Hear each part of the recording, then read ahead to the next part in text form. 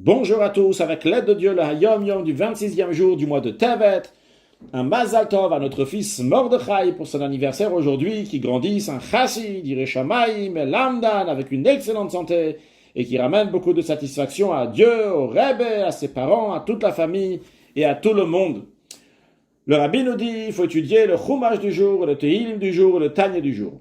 Puis, le Rabbi va nous parler d'une bénédiction que nous faisons dans le Shmone Esrei. Shmone Esrei, qui veut dire littéralement 18 bénédictions, qui correspondent donc à la prière de la Hamida que nous faisons 3 fois par jour. Et de manière plus précise, en vérité, il n'y a pas 18 bénédictions, il y a 19 bénédictions, parce que Rabban Gamliel a rajouté encore une bénédiction pour demander à Dieu d'enlever les délateurs et les renégats du peuple juif et le royaume qui dérange le peuple juif, de faire Torah Mitzot et les ennemis du peuple juif. Et c'est justement de cette 19e bénédiction, de celle qui a été rajoutée au milieu des 18 bénédictions, qui s'appelle la bénédiction de Vela Malchinim, que nous allons parler aujourd'hui. Dans cette bénédiction, on dit V'chol oive amecha, que tous les ennemis de ton peuple, Me'era te aker ou te shaber ou te mager, vetachnia. Il y a 4 expressions qui sont employées ici, qu'elles soient déracinées, détruites, anéanties, puis qu'elles soient recourbées. Donc en effet, la manière que j'ai présentée, on en a dit 3, plus 1, te aker ou te shaber ou te mager, déracinées, détruites et anéanties, puis vetachnia, recourbées. Pourquoi cette différence-là? Justement, dans le Hayom Yom d'aujourd'hui, nous dit, on fait une petite pause entre les 3 expressions et la 4e expression. Pourquoi cette pause? Pourquoi cette différence? Alors tout d'abord, à savoir que dans la Chassidoute, c'est expliqué quand on parle ici des ennemis, des renégats, des délateurs, de ceux qui font du mal au peuple juif, etc. On ne parle pas seulement donc matériellement, physiquement dans ce monde-là, mais on parle aussi donc sur le plan spirituel. Il y a des forces du mal qui dérangent. Eh bien, c'est de eux qu'on parle aussi ici dans cette prière.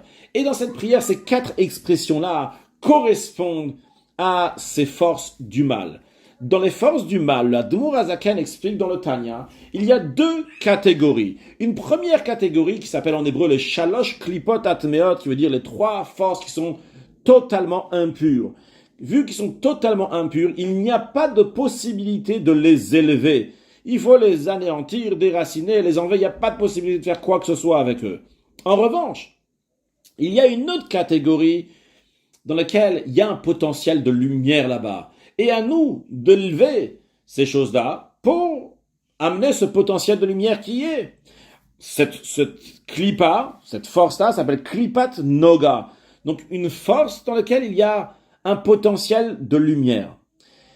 Mais dans cette première catégorie qui est entièrement mauvaise, on a dit c'est shalosh klipot atmeot, c'est 3 forces du mal. Eh bien justement, dans la prière de Vela Malchinim, quand on dit à Dieu me'era te aker ou te shaber ou te mager, on demande à Dieu que ces forces-là soient déracinées, détruites et anéanties.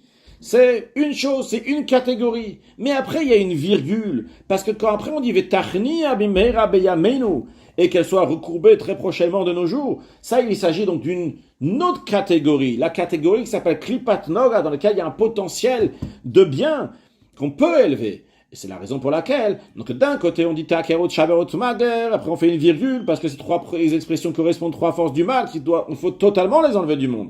Puis après cette virgule, on dit vetachnia, tu vas courber. Ça correspond à la force qui s'appelle klipat noga, qui a besoin seulement d'être soumis, d'être recourbé, pour pouvoir être élevé à Hachem.